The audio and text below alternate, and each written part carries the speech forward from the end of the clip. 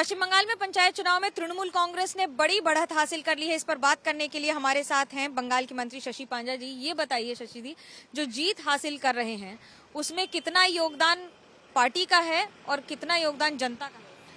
इसमें योगदान जनता का है। ये जनता की राय की तरफ हम लोग बढ़ रहे हैं और जनता की रिएक्शन जो वो इस वजह से है क्योंकि इस राज्य में ममता बनर्जी के नेतृत्व में, मुख्यमंत्री के नेतृत्व में राज्य में काम हुआ है, लोगों की भलाई हुई है। राय इसी पक्ष में हम लोग ये मानते हैं क्योंकि जब हम लोग इलेक्शन के भी प्रचार कर रहे थे तब हम लोग विभिन्न जो दीदी प्रकल्प और जो सुविधा की है लोगों के लिए, उन बातों को ही हम लोग सामने रखे थे, पेश किए थे।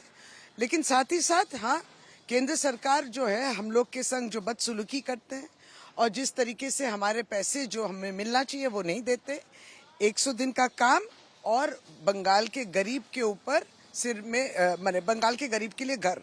लेकिन ये बताइए, आरोप लग रहे हैं कि जो हिंसा हुई है, जो मौतें हुई हैं, वो इंस्टीट्यूशनलाइज्ड मर्डर है। ये आरोप लगा रही है बीजेपी आप पर। देखिए, बीजेपी को तो पहले ये समझना है कि सारे भारतवर्ष में जिन संगठन या इंस्टीट्यूशंस को हम लोग माने भगवत गीता की तरह समझते थे, आप उन इंस्टीट्यूशंस को हिला रहे हैं। पहले आप इंस्टीट्यूशंस को बारे में मत बात करिए। दूसरी बात ये है कि भाजपा की ये एक एजेंडा है ही और ये एजेंडा चलेगी।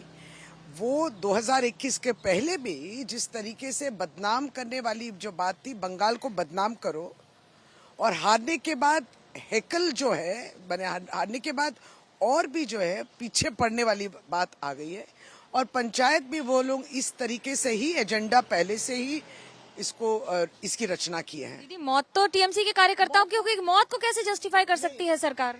मौत किसी भी कार्यकर्ता के बारे में हम लोग जस्टिफाई नहीं कर सकते। ये वायलेंस होनी ही नहीं चाहिए। एक समय ऐसा भी था सचमुच में कि death on the polling day 18 थे और कुल मिला के डेथ 79 थे। कभी भी कोई भी हादसे या कोई भी इस तरीके राजनीतिक हत्या को हमने नहीं कभी सपोर्ट किया है। हम लोग नहीं तो फिर पहले से ही तो हम लोग fair and free elections, fair and free हम लोग नहीं पहले बोलते थे क्योंकि हमारा भरोसा था कि लोगों तक हमारी काम जो है पहुंची है, तो हमको मानने की जरूरत नहीं। लेकिन इसका अकाउंटेबिलिटी या इसकी दायित्व जिम्मेदारी मुझे भी लेनी है। मैंने सबको, राजनीतिक पार्टी जो इतने बड़े बड़े हमारे जो ऑपोजिशन यहाँ के हैं बंगाल में, वो जब अपना वक्तव्य रखते हैं, स्पीच रखते हैं, आप एक बार सुन तो लीजिए।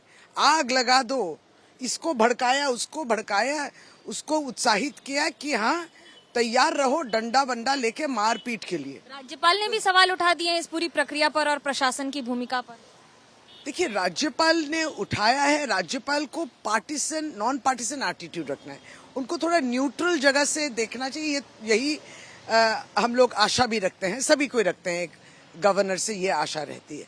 लेकिन हाल ही में हम लोग भी कुछ देख रहे हैं कि कहीं ना कहीं एक राजनीतिक दल के प्रति जो एक समर्थन वाली बात आ रही है और ये दुर्भाग्यपूर्ण है। इलेक्शन के दिन राज्यपाल निकलते हैं, दौरा करते हैं, कभी भी हम लोग नहीं सुने।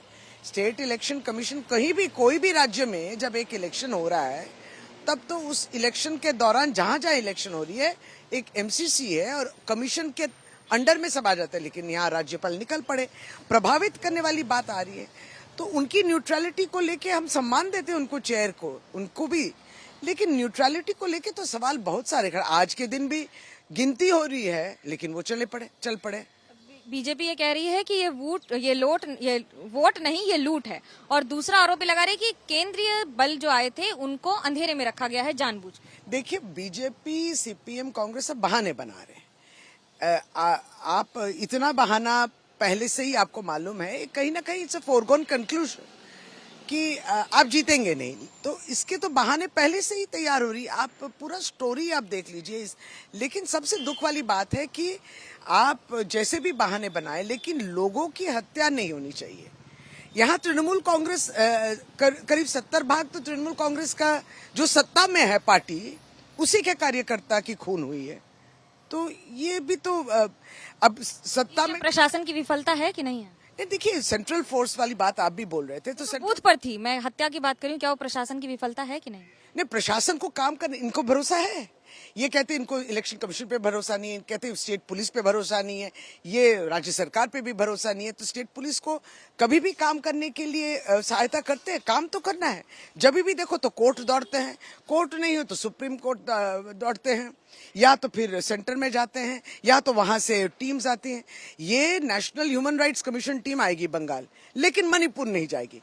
ये तो आप जिस तरीके से हर टीम, हर कमीशन को राजनीतिक उद्देश्य को लेके जो है किसी सरकार, एक चुनी हुई सरकार, हम तो ऐसे ही नहीं आए हैं। 2021 में तीसरे बार चुन के आए हैं। चुनावों में एक राय होती है लोगों की, उसको तो रिस्पेक्ट करना है।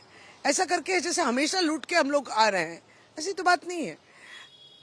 तो बात बड़ी है, लेकिन अब फैसला आखिरकार अभी होना बाकी है, क्योंकि चुनाव के रुझान है, ये फैसला पुराना बाकी है। कैमरा पर्सन सूरज पांडे के साथ मनोज्ञा लोईवाल, कोलकाता, एबीपी न्यूज।